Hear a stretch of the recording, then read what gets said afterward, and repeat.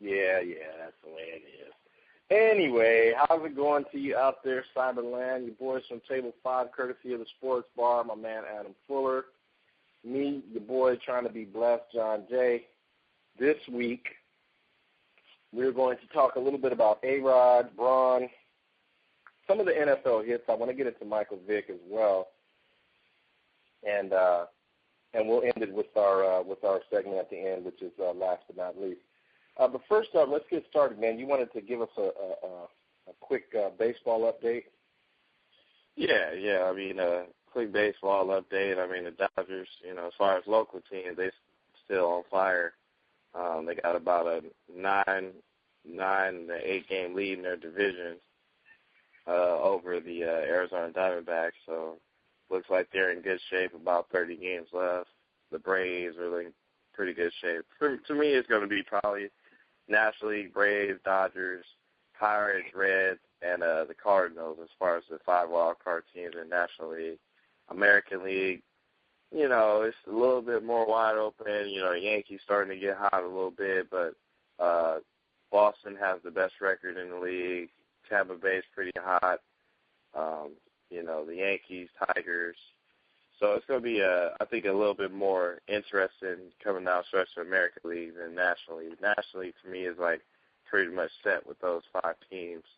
And, there's no clear-cut number 1 team out there. So I think it'll be a really, really good playoffs and very unpredictable.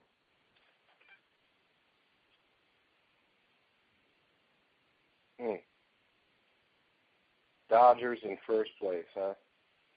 Yeah. Anyway, it is amazing. I can't lie. I mean, I'm a Giants fan, so everybody out there knows how I feel about the Dodgers. I really could care less, but I think it is impressive. I love that Vince Scully's coming back. The whole bit. Everybody obviously grew up watching the Dodgers when you were a kid. Fernando Mania, that whole bit. So it is good to see representation, local representation being, out there. Obviously, a lot of cynics like myself, as it pertains to the Dodgers, will say, well, it's about time. A $2 billion team.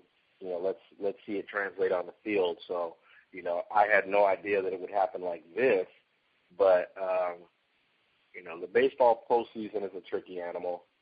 And, we're quickly approaching that. So, but hats off to the Dodgers, man. They are doing it.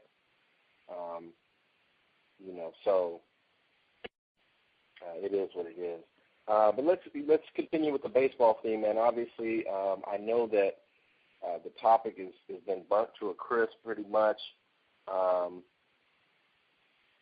as far as it pertains to A-Rod, but I think that it bears really some talking about, because I respect, first off, what A-Rod did, which is, just told his camp, shut up. We're going to play ball. We're not going to talk. We're going to move straight ahead, and, it's all baseball now. And I appreciate that. I respect that. I wish a lot of people would stay off social media and just do it. My man, one of the gods of the sport, Kobe Bryant, I don't need to see you every day walking on the ankle. I don't need to see the boot. I don't need to see that. Just rehab it, get well, come back, play ball, be a beast. And so, again, I'm one of those people that I'm very anti-social media, as it relates to, I don't care if you had ham and eggs for breakfast or toast or whatever. I don't care about that. If it's something very important, relevant, and I don't think rehabbing is really that super important or relevant. I'm happy it's happening and everything, and I know he celebrated a birthday yesterday. I'm talking about Kobe Bryant, of course. But again, the constant Twitter posts and the constant, it burns you out a bit. Me anyway. So back to the A-Rod thing. I appreciate that he, calmed his camp down, because it was unraveling there for a minute. I mean, it really was. You got people. And this is how confusing the media can be to me sometimes. This is a side note. So you're saying, media, that the only reason Ryan Braun got caught up in this madness is because somebody in A-Rod's camp ratted him out? Is that where we are? So let me get this straight. If I'm Ryan Braun, not only do I defend myself to the death when I win my appeal, because if you notice, if you remember, he didn't win his appeal because they found him like he came up with a clean test. He got off on a technicality. It was a procedural error. The people who took the test didn't deliver it right, and the FedEx guy, and all this other old crap. So not only do you still get all your money, you don't have to apologize, but when you do apologize, you come out with some half-ass written statement that somebody reads somewhere. You're nowhere to be found in any type of live video or anything. I mean, we know you're embarrassed, but take your medicine.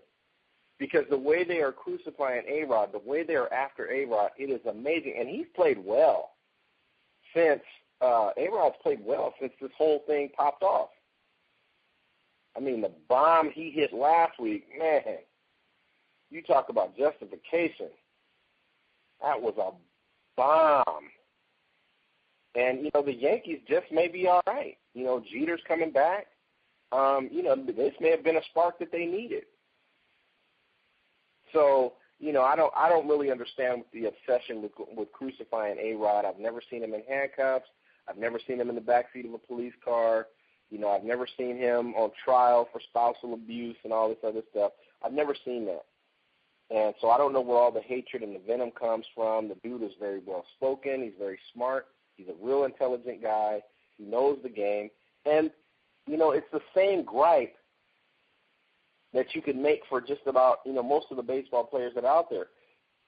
These guys are already Hall of Famers before this stuff pops off. These guys are great players. Roger Clemens, you were already a Hall of Famer. Barry Bonds, you know what I mean? Already Hall of Famer. A-Rod is. So I think it's a lot of the media. ESPN was definitely working in coordination with the Major League Baseball to not pay this guy. But again, another reason just to love that free market. Those free market principles. I can overpay a guy, so now everybody else wants to get overpaid, and then I have to try to find ways, devise ways, use the media, to crucify the guy. So ruin his credibility in the court of public opinion. And so now, everybody, at least, I still got to pay him, but everybody hates him. So now I've just turned him into this, controversial figure where I can make money on both sides. It sucks, dude. It sucks. I say it all the time. I hate the media because their tricks and the way that they, go about crucifying certain guys is so, blatant, out in the open. I mean, really, you can't find Ryan Braun? Where is he? Right. You don't have to catch him doing a video press conference. He's not going to do that anytime soon. But really, you can't find him nowhere, TMZ? Running away from the camera, looking like a coward? Where's his public embarrassment? Where's his public shame? You feel what I'm saying, Adam? I mean, you understand where I'm coming from? Or maybe you don't. Yes, sir. Yes, sir. Just in the fact of, they both did it, but, all the blame shouldn't be going to A-Rod. I mean, Braun, he's been, maybe a top 10 player the last 3 or 4 years, no doubt about it. I mean, he won the National League MVP 2-3 years ago. So, he's a big name. His team was close to a World Series that 1 year. And then also, with Prince, they had some guys. Prince Fielder was on that team. So, it's Milwaukee, but hey, it's not like he's a slouch player and nobody knows about him. Right. He's not sneaking up on anybody is my point. But even more so than that, it's almost as if, why does the media choose who we're going to crucify and who we are not? I think that's the problem I really have more so than anything. And I know a lot of people will say, oh, John, you're just, eager to blame the media for everything that goes down. That's not really the case. But in this case, it definitely applies because when you look at A-Rod, you say, wait a minute, he didn't even pop positive for anything. He's in hot water because he had a relationship with a company that was being investigated that somebody said so-and-so and so-and-so. So there's like 3 or 4 channels that you have to go through. You can't sit here and definitively say, okay, A-Rod's a steroid abuser. It's not what you know, it's what you can prove. I haven't seen a positive test. I don't know if you have. I haven't. But that's just like me saying, okay, I buy my groceries from this liquor store, and the owner there was caught stealing from somebody. Okay, so they're going to investigate me. But am I really going to get the press and coverage and everything else that this guy is getting? No. They're going to look at it and be like, hey, did you guys know this guy was stealing? I'm going to say no, and they're going to close the case. I don't get it with A-Rod. There's this fascination to go after guys that are extremely high paid like this, big salary guys, star power popular guys, which I don't understand because if anything, you want your best guy in your sport or your best guy on your team or your best player. As the media, you want that guy looking good. Not saying that everything you say about him has to be positive, but we know this has been blown way out of proportion, but yet the guy who is really dirty and is ready to admit to using PEDs basically pop positive. There's no word, nothing to see here. Keep traffic moving right past him. So Braun is really fully getting a pass, and I think that's a larger problem. We'll see how it all shakes out because at the end of the day, A-Rod's still a great player. What is he, 10 or 11 home runs away from Willie Mays? Are you going to validate that when he gets there? You going to validate the number? Baseball's still in a quandary, man. I don't think baseball will ever be able to get out of its own way because they keep investigating the wrong thing. You keep stopping at the players. Don't stop at the players. Go above the players. Investigate ownership. Investigate presidents. Hell, investigate the damn commissioner. You mean all this? So let me get this straight. Your house gets robbed 10 times with the current security that you have. Your security guard that's supposed to be the chief watcher of your house has been robbed 10 times. What are you going to do? It's the robbers, those damn burglars. Or, it might be kids in the neighborhood. You're never going to look at the guy who's supposed to be watching the league or watching your house. Never going to even investigate him. See what he knew. See what he was going through. It just makes no sense how Bud Selig has just been blatantly ignored through this entire process. They have been comfortable to throw any and every player up under the damn bus except when it comes to the commissioner. And it's sad. It's sad because it's like it's saying, okay, that's one of the main problems people like myself who don't even really watch baseball, and that's one of the reasons. I think it's piss-poor leadership. Baseball has piss-poor leadership right now. You ain't even heard the commissioner speak. I'm so tired of people issuing statements. Like, don't issue a statement. Get out there and talk. Skype, cell phone, Twitter. Give me a video. Let me see you talking. Talk to me, man. It's ridiculous. It's ridiculous, man. It is what it is. But let's move on. NFL preseason. You been watching? Yes, sir. I've been watching so far, a couple of guys impressed, as far as that linebacker the other night for Carolina, Klesky or Yeah, that guy was all over the place. He was a monster. So he's coming into his second year. He kind of was on the scene last year, but Carolina didn't have that good a season. But maybe this year, he'll be more on the radar, maybe make a Pro Bowl, things like that.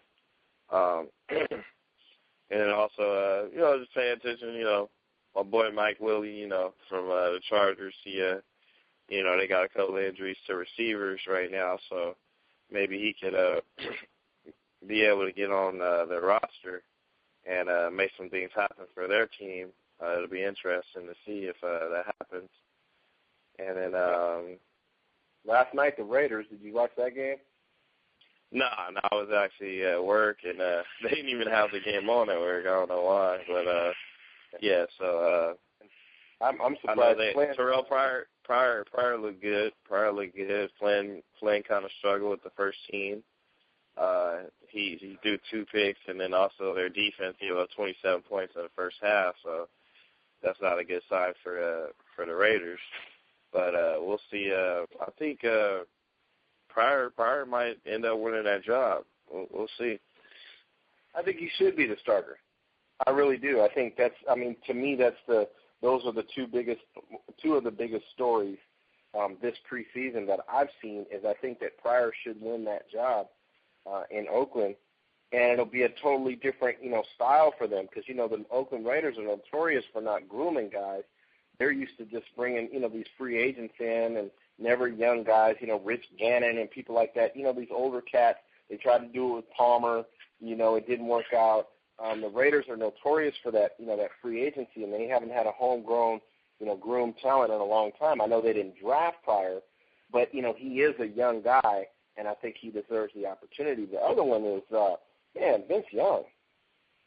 Now, I will never forgive Vince Young for what he did to USC, but I tell you what, it is good to see that guy. He looked like he is definitely back in style. Lost the weight, running around, accurate. He may win that backup job in Green Bay, which is saying a lot because, let's face it, Green Bay, they're not a team that you're going to know who their backup quarterback is. They get a guy, they stick with him, and they should. Aaron Rodgers is, without question, in my opinion, one of the top 3 quarterbacks in the league. So, it speaks volume for you to even make some noise as a backup in that system, considering that, the Patriots are trying to hang on. The Patriots are trying to hang on to one of their backup quarterbacks, as a sign of popularity. And, nobody wants to admit that this dude just can't play. You know what I mean? I mean, you can call me Tebow hater if you want to. You can say that, Tebow is, he deserves a chance and he deserves, like I said, I tripped. He might get cut. He probably get cut. I tripped last year, and I heard people keep saying, this guy, he was robbed of an opportunity by the Jets. They robbed him. It's like, wait a minute, he went there. He did not have to go there. He wanted to go there. He chose that. He made his bed. The problem was the Jets saw him up close. It's kind of, what's so funny about Tim Tebow? I liken him a lot to what we saw out of Dwight Howard. When Dwight Howard got to the Lakers, and I kept telling everybody, dating her is not the same as marrying her, which means when you see a guy play on TV and you see all his highlights and, he's running around making plays and, he won 4 games in a row and, wow, it was another miracle win for Tebow. And, he had the win in the playoffs against a Steeler team, a beat-up Steeler team. Still, it's a team. Everybody has to play. I get that. But let's face it. You had a hobbling Ben Roethlisberger. Hampton went out. Kiesel went out. Ryan Clark didn't even make the trip. Rashard Mendenhall, your starting running back, out. You understand what I'm saying? And Denver was hot at the time. I'll give them that. He won. He won the game. But I think what happens was when he got to New York, this is what people keep failing to understand. When he got to New York, they got an opportunity to see him up close. They got a chance to take a look at him and say, man, this guy is so far away from being an NFL quarterback, it's ridiculous. And the sad part is I think, and some of it's on him, he don't even want to try to play another position. Right. I don't want to block. I don't want to play tight end. I don't want to, I don't want to play fullback or any other type of position. I'm a quarterback. I'm going to be a quarterback. I deserve to be. Like, really? I mean, hold the phone. I mean, you're not guaranteed anything. So I think the Patriots got an opportunity to see it as well. Now, I commend the Patriots, but then again, that's the Patriots. They give everybody a shot. Ainsworth, Chad Johnson, they gave people second opportunities. Corey Dillon, they give people a chance. But, it amazes me that people to this day, he's had a terrible preseason, he's not a good practice player, and yet still it's the protect Tebow hour. The protect Tebow show. Like, no, he's got to end up somewhere. He's got to be in this league. He's just got why? Yeah, I think he can be. If he decides to switch positions as a tight end, fullback, maybe a goal line, back like they did with Allstott, things like that. I think he could still be an effective NFL player. I think I really do. I think it's too late, and I'll tell you why. Because for me, it's not as if this guy just came into the league last year and didn't have a winning pedigree as a quarterback. Like he was so in college, and not only was he so in college, but he was a guy that we knew needed to develop. We knew he needed a lot of work, and so what we were going to do was we're going to culture and nurture him. No, Tim Tebow came in sitting on top of the world. Dude came in sitting on top of the freaking world. 2 championships, Heisman Trophy, all the hype, all the media, drafted in the first round. You know what I mean? I mean, he came in with all the pedigree of it was put up or shut up to me on him. It wasn't up to a team to cater to him. I think he had been catered to. Hell, you still have people out there who don't even want to give him credit for the first championship. I mean, they want to give him credit for the first championship that he won at Florida. He wasn't even the starter on that team. That was Chris Leak, a guy who wasn't drafted. So again, I'm not. This isn't the diss Tebow hour. I'm not dissing him. Only thing I'm saying is if you're going to give credit as where credit is due. But if you're going to give credit, you can't ignore blame. If it applies, you can't ignore blame. And I think that's what a lot of the media has done, the Skip Baylesses, and to even some extent, like, people who claim to be, so vehemently against this guy, like a Stephen A. Smith, people like that, you're guilty. Because now you're almost afraid to step on toes. I remember the crucifixion that Merrill Hodge took when Merrill Hodge was on ESPN, and he said something against Tim Tebow. And, Twitter went nuts and all this other stuff. And I'm just like, wow, nobody's calling me a hater because I'm trying to outline what the guy does. They shouldn't. They should look at the entire package. And I think it's really a sad story. But, again, to me it's kind of reflective. It always comes back to the same thing to me. And I know people will say, John, you sound like a broken record, but it's true. To me, it always comes back to the media. Because if the media was really as diligent about giving Tim Tebow credit, if they were even half as diligent as they are about giving him blame, like you want to give him that much credit, half of that, just give him some blame a little bit. It will round him out as a player. It will make him get better. It will up the stakes on people who come in with the popularity on their side. They have to actually play. They have to actually learn to get better and play. Jeremy Lin found that out. The Linsanity. He went to Houston. He knows he's not the best player on the Houston Rockets now. So right. He's got to play his butt off to earn that. And I think you. But I think he can still be, a solid role player. I don't think he'll be a star player, but I think he can be a solid role player, no doubt. Who are you talking about, Jeremy Lin? Yeah. Oh, yeah, absolutely.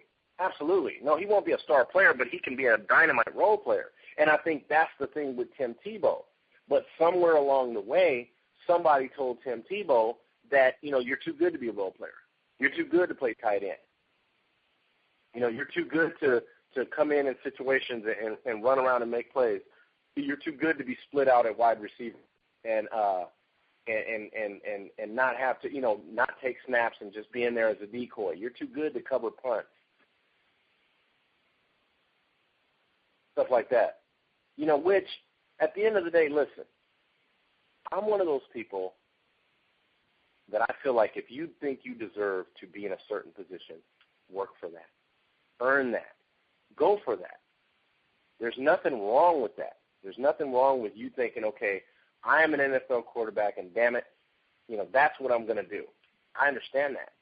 But if you came in already having the championships, the pedigree, everything else, and people act like no one's ever tried to work with Tim Tebow, that's the part I hate. This dude has had quarterback coaches and throwing and strength and conditioning coaches since freaking high school. Stop acting like this guy just got into the league and ain't nobody ever gave him a chance. Because here's the first thing I'm going to say, and this is probably the last thing I'm going to say about Tim Tebow. If you can't beat out Mark Sanchez for a starting job, look, Geno Smith is basically hurt, and they're trying to put him ahead of Mark Sanchez. That's how bad Sanchez has been. You have led the league in turnovers the last couple of years in the NFL. Bad, just bad. And you can't beat that dude out for a starting job? I mean, you have to have the media fight your battle and say, oh, this guy deserves the opportunity, instead of you going out there and, really just earning the opportunity. I mean, yeah, taking it away from him. Kind of like Michael Vick, pretty much, everybody knew that, Nick Foles looked pretty good last year, but we all know Vick, is I think he's the perfect guy for that type of system that Chip Kelly wants to run. If he wants a mobile quarterback that, can, Vic won't be the most accurate guy, but I mean he has a strong arm and he can make plays happen. When plays break down, make things happen. Well, that's a good segue into our next topic, which is Michael Vick. I wanted to talk about that, but I think that where I would disagree with you is the fact that, first of all, let me be very clear. I don't think they should have ever given Michael Vick that money. It didn't improve his game at all. To me, I don't even think it improved his NFL stock. And let me explain what I mean by that. You're talking about a guy who's not durable. You're talking about a guy who he can't take those type of hits on the NFL level. So if you don't have the ultimate, Dallas Cowboy type line, you're going to get this guy killed. If Chip Kelly's offense is having a quarterback that can run around and make plays and make throws, that's all good and fine.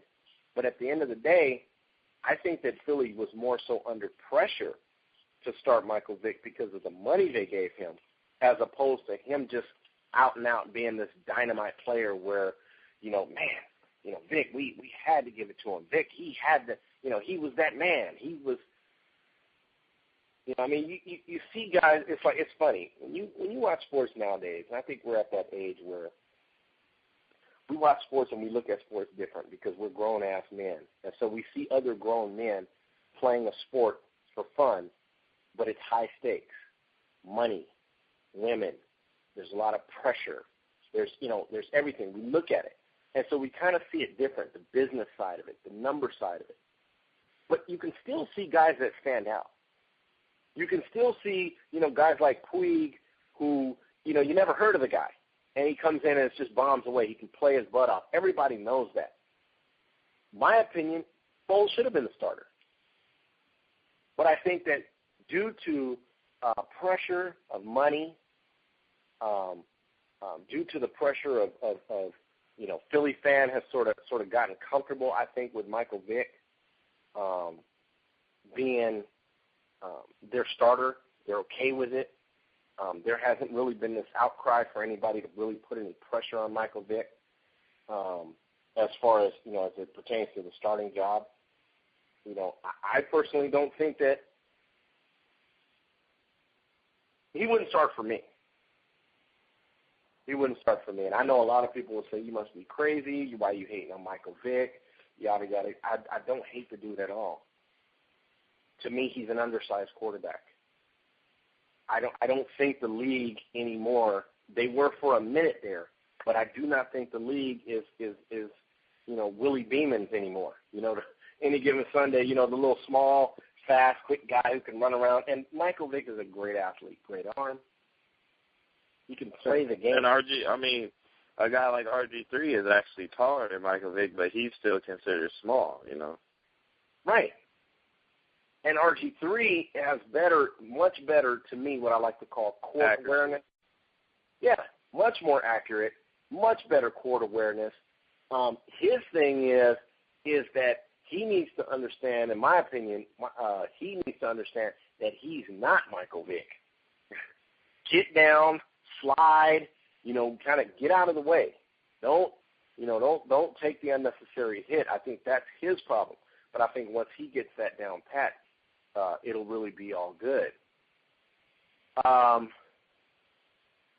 As far as Vic being successful with the Philadelphia Eagles, I think he has been successful with them, but I don't think he'll take them to the next level. I don't. Gotcha. I just don't see it. I do not see Michael Vick taking him to the next level because I think he had a better team when he was in Atlanta. All-around better team, and this team is. What, his last when they beat Green Bay, Atlanta, or maybe his last couple of years in Atlanta, or? Well, in his heyday, I want to say. Okay. With Atlanta in his heyday, because the teams change. We all know that, but Michael Vick, man, the durability. The guy's about 160 pounds. He's only played one 16-game season in his career. There's no durability there whatsoever. He's one hit away from being hurt. He's been injury prone. No durability at the most important position on the field. That's not good. Yeah. It's not like he's playing like defensive tackle or defensive end. No. You're one of the least durable guys on the most important position in sports, where you have to be there day after day. You have to get hit. You have to take those blows. You have to do that stuff. And so for me, it's I don't see it. I think he's overrated, and I don't mean overrated in the sense that he's not a great athlete or can't play.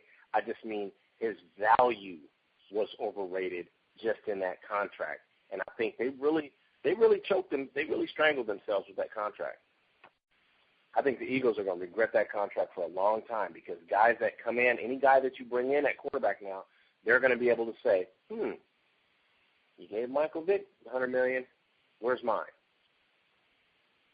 And so, I don't know. Sometime, again, like I said, the free market principle of, being able to pay a guy whatever you want, brings that sort of, it opens the floodgates. You got guys all over the league now that want that money, and they aren't able to live up to that responsibility. So,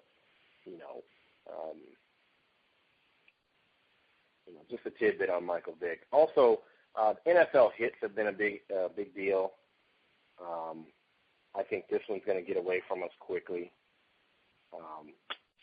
Because I think that when you look at the NFL hits, you're trying to make the target zone so small that you can hit a guy that it's really going to not benefit the game. And I think, in some ways you have to kind of question, like, damn, what is the NFL trying to do? Are they really just trying to, take money out of these guys' pockets? Or are they trying to,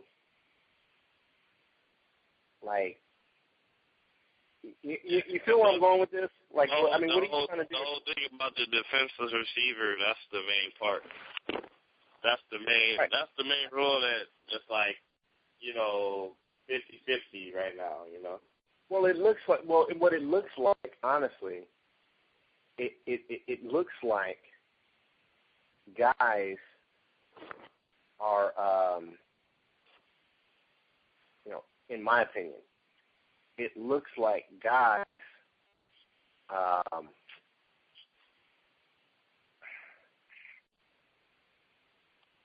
I don't know. I think the league is trying to preserve their own. They're looking out for themselves. I think that's what the league is doing. I don't think they're looking out for players at all.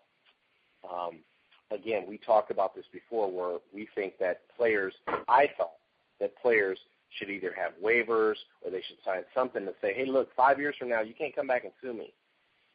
5 years from now, you can't pee standing up, you can't hold a spoon. That ain't my fault. You know what I mean? And guys need to go in there knowing that, because to a man, when you ask the guy, when he signs up for that, hey, look, are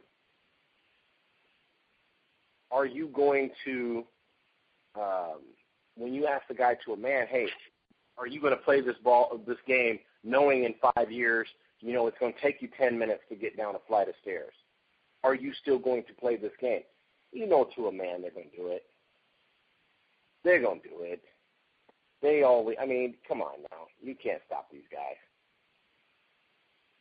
And so I think what the league is doing is they're just trying to protect themselves and say, okay, we're going to build up this lawsuit treasure chest for when we get sued, and so we're going to start finding guys for every kind of hit we can imagine, clean hits. The hit that Kuechly had on in the Carolina game the other night against the Ravens, clean hit. He didn't even really wrap him up. It was just shoulder to chest, just wrapped him up. Bam. They hit the linebacker game. My boy Mike Willie, the Bears and Charger game. That was a clean hit. He wasn't defenseless because he had his hands on the ball. The guy squared him up pretty good, right in the chest. He didn't aim high. He didn't go shoulder or helmet high. He went right at chest to waist, line. So, I think that was a good clean hit. Absolutely. And not only was there nothing wrong with the hit, but it was almost as if there was nothing wrong with the hit, but it was almost as if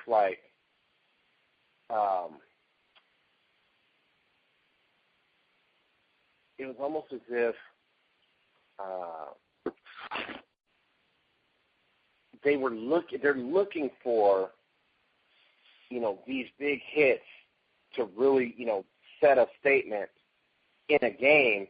The players are, it's kind of like in basketball, when you get a big dunk, it sets a tone for a game.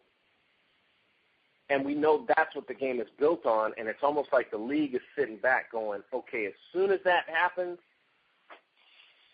we're looking to jump all over that. And then the media is going to play it over and over and over. It's a 24-hour news cycle. That's all you're going to hear, so on and so on and so on.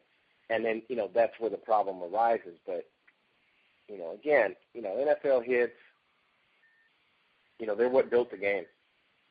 They're what made the game. Lambert and guys like that, Jack Ham, those guys, Pittsburgh Steelers, Mean Joe Green, big hits are what the game is all about. Ray Lewis has had huge hits in his career. I remember one time he hit Chad Johnson so hard, I thought Chad's head was still in the damn helmet. So, they're what the game is made of. And so I think that, when you look at trying to take away the bread and butter of what a game is, or what's been such an integral part of the game, to me it's really defeating the purpose of your league. And so I think that this whole NFL hit controversy, it's just, to me, it's another way to just take money out of players' pockets. Somebody up top is pissed off. We're paying all this guy all this money, and, we want to find a way to take some of it back. It's not in support of the league. The league already earns billions of dollars. That little $15,000 ain't going to help them at all. Let that dude keep that. He'll probably be broke in 5 years anyway. You know what I'm saying? So, it is what it is. But we're going to move quickly into our last but not least topic here. I know you had some things to take care of, and I did as well. But in our last but not least segment, would you like to go first, or should I, my friend? Oh, you can go first. Okay. Last but not least, Allen Iverson, officially retiring here coming up. He hasn't given a press conference yet. I know the answer. The answer. The media would like you to believe that his legacy, was a rant he gave about practice. And I think the interesting thing about the practice rant, just as a little side note, you know why the reason that rant is so classic? It's not because he was saying practice over and over. The reason why that rant was so classic is because you can see how butthurt the media is, because they still continue to play that as if that's his legacy, because most people don't understand what he was doing in that rant was clowning the media. He had the media on full blast and ripped the knob off the stereo. He had them on full blast. He said, you guys are retarded. We are in here talking about practice, and I'm supposed to be the star player. Ask me about the franchise. Ask me about free agency. Ask me about the game. You are talking about practice, something that you really don't even see me do. You just heard I wasn't here. You don't know why. So he fully clowned the media. They couldn't take it. And so, being petty and pathetic as they are, they're going to always try to, okay, well, let's make this his legacy then. Instead of ignoring the fact that the guy has got thousands of points, he's a surefire Hall of Famer. What is he, 27 points for his career? Average, what is that, like third or fourth, fifth all-time, something like that? He's in the top 10 all-time in career points per game? Yeah, pretty much. I compare it's almost, his career to a guy like Terrell Owens' career is pretty similar. And the fact of the media, they really like him. But if you go off of pure numbers and pure skill, at his position or, just in the league in general, they both first ballot Hall of Famers. Absolutely. Couldn't agree with you more. Perfect analogy, perfect comparison, beautiful comparison. And here's why, just to add to that. If you saw Terrell Owens' numbers, and you didn't see a picture of him, you'd say, damn, who is that? Damn near 20,000 yards receiving, or 15-plus thousand yards receiving, over 1,000 catches, so on and so on and so on. Still holds the record for most catches in a game, so on and so on. You see all his numbers, and you don't see his face. You look at his numbers, and you go, damn, that guy's in the Hall of Fame. Right. And see, this is why I say, to me, even the Hall of Fame, in some regards, has been skewed to, do we like this guy? Popularity, last time I checked, has nothing to do with the Hall of Fame. Ty Cobb was a racist. Babe Ruth was an alcoholic. Okay? So we don't care. Charles Barkley is a compulsive gambler. He's in the Hall of Fame. Never won a championship. But at some point, we've got to get rid of the popularity in the Hall of Fame of sports, because guys like Allen Iverson are always going to get robbed. They're always going to get robbed. Guys like Allen Iverson, guys like Terrell Owens, they're always going to get robbed. And the worst piss-poor excuse to me that the media gives is when they say, well, he brought this on himself. Really? Tiger Woods chose you to show up at his house because he was going to crash his Escalade, right? So he called you guys and told you guys to get out there and go cover that, right? A-Rod, who hasn't tested positive for anything, just told the media, hey, go camp out in front of Biogenesis, and somebody out there will tell you I'm dirty. I mean, that is the worst piss-poor excuse when I hear people in the media saying he brought this on himself. Because it's almost as if no one in the media wants to take any responsibility for what is being printed, what is being said, what is being published, what the people – in other words, I'm just going to spread a bunch of rumors. They may or may not be true. When you come back to ask me about them, I'm going to act like I can't speak English. I'm going to act like I don't know what the hell you're talking about. And that's where our media is nowadays. And it's really sad because it's irresponsible journalism. Because guess what? When you talk about Allen Iverson going into the Hall of Fame, the very first thing that the media is going to talk about is going to be character. That's the first thing they're going to discuss. They're going to discuss character. Oh, he was selfish. Oh, he this. Oh, he didn't do this. The issues with his wife, and you're going to talk about all that stuff. Then at the end, you're going to say, oh, but, he did score 27 a night, and, he did take Philadelphia, an undermanned Philadelphia team to the finals, and, he's got thousands and thousands of points, and, yeah, I guess you're right, but the character, and which to me is really a crying shame because the last time I checked, it doesn't take character to dribble a basketball. It takes talent, it takes skill. So, again, we're looking at another guy who is going to retire, and the media is going to try to put by the wayside because they are unwilling to accept the fact that, they have more power and influence than they say. You ever notice a lot of guys on ESPN, including Stephen A. Smith, including Skip Bayless, a lot of these guys, they always act as if, like, they put it out there, they criticize a guy, and then they pass it off as sort of this sort of I'm just saying, like, oh, I don't know, but I'm just saying, that's all I'm saying. I'm just saying, like how you just shrug your shoulders, like, oh, I don't know where I got that information from. I don't know how I came about that opinion, but I'm just saying. And it's really sad because a guy like Allen Iverson, when you look at his career, not only is he one of the top 5 little men of all time in the NBA, but you could make an argument that he's probably a top 25 player of all time. Very good college player, and an excellent NBA pro, I believe. A guy who brought it every night. You could not keep him out of the paint. You could not keep him from scoring. Inside, outside. I don't know. He gets my vote. What say you? Because I think that at the end of the day, he gets my vote too. I mean, no doubt about it. He was undersized but really hard worker in the league. I mean, guys like him and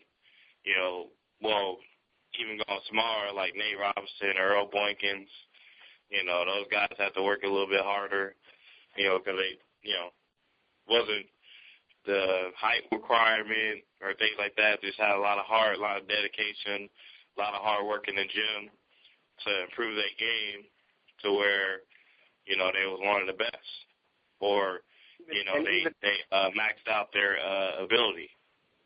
And even more so than that, just to add to that, I agree with that. I second all of that. But even more so than that, just think about if Allen Iverson even had a decent center.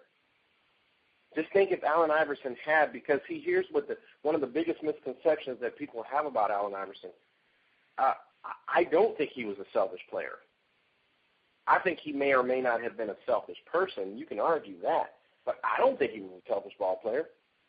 I don't. I don't think he was a selfish player. I just think he was put in the unfortunate position of always having to carry the load. Georgetown, from Georgetown on, he was just always put in a position where he had to carry the load.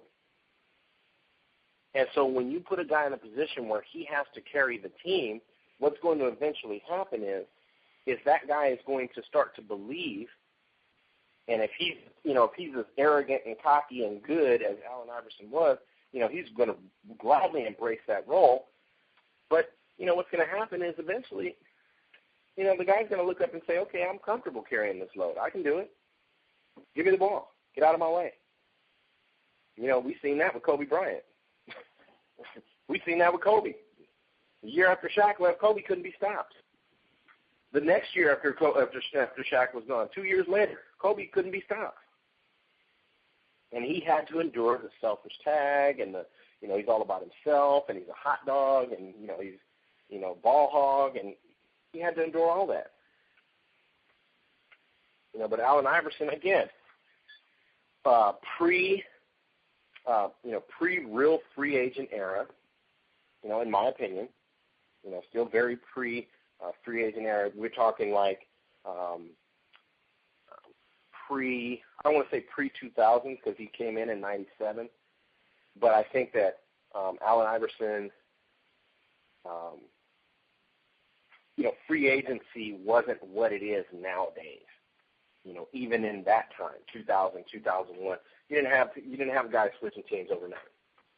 You didn't have a team. Anytime a guy back then, went somewhere, it was a huge deal. You didn't hear about it really happening all the time. Big name players. You had a Shaq here and there. Where Shaq went to L.A. Obviously, that was a big deal. But it wasn't just a daily basis. It wasn't the norm like it is now.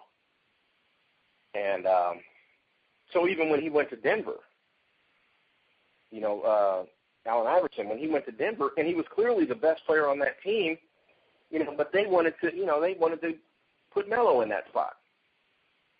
And Melo obviously did nothing for them in the playoffs. And Allen Iverson was tired of it and said, look, I'm out of here. I think the guys deserve a second opportunity at the league. I know he'd love to play. I think the league could bear it. But, you have the powers that be. You got the guys in the room with the pens. The ones with the pens, they write the story, and, they're going to obviously keep him out of the game and, unfortunately, possibly out of the Hall of Fame. But it's a no-brainer. So, it's unfortunate. But it's good that you bring up the Terrell Owens thing, because I think they said that somewhere Terrell Owens is considering a comeback or something, and, far be it from me to tell anybody to give up on their dream. So, I wish Tio the best, because I think he can still play.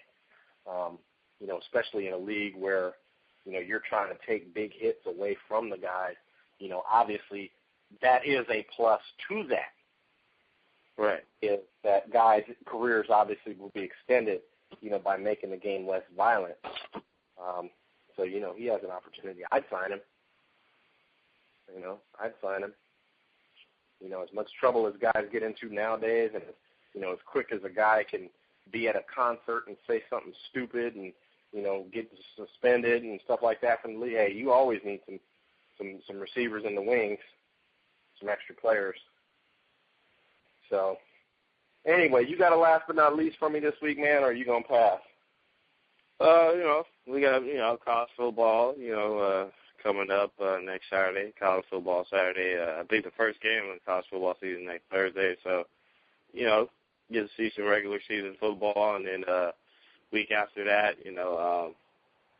NFL kicks off. So, getting close to the real deal, down to the nitty gritty, and it'd be good to see some starters going out there full time, full board, and get it going. Well, let's get it going. High school football has already started, but I know all the California schools, they start like next weekend, next Friday and stuff like that. So it's been a good preseason. I mean, I know they obviously don't have a preseason for college, but I mean it's been a good preseason for football. You have got to see, a lot of things, and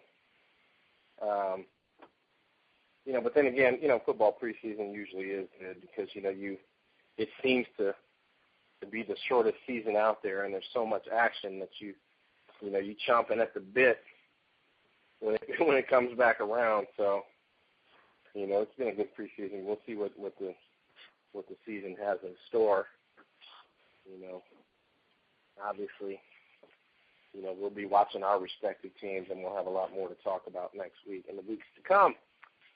So with that, I will bid you farewell and goodbye, my friend. I do appreciate you as always. I appreciate who is ever still listening, wants to chime in each and every week. You can leave your comments at StaceySports.com. Boys from Table 5, tips, suggestions, ideas. Guess what? Summer is over, but we barbecue year-round, man. So if you got something you want to throw on the grill, a good recipe, some wings or something, let us know. We definitely appreciate it. Anytime is a good time for barbecue. That's what I always say. My man, Adam, I appreciate you. Stay Dizzle. You need to call in and check in with us sometime. We still know you living, not lost or trapped in a Mexican prison somewhere. You know, you know what's crazy? What if my man really was down like in a Mexican jail? Like, oh man, I wish I was out. It's crazy. Anyway, we'll talk next week. Obviously, we'll be one step closer to the NFL season opening. I'm sure the last-minute stories cracking off, starters in the NFL, things of that nature. We'll have a better baseball update. That season is starting to get real. We're coming down to the finish. And, you know, baseball playoffs will begin soon. So we'll have some more goodies for you next week, without a doubt. Voice from Table 5, Adam Fuller. I appreciate you, my man. I'll talk to you next week. Gladiators on the gridiron.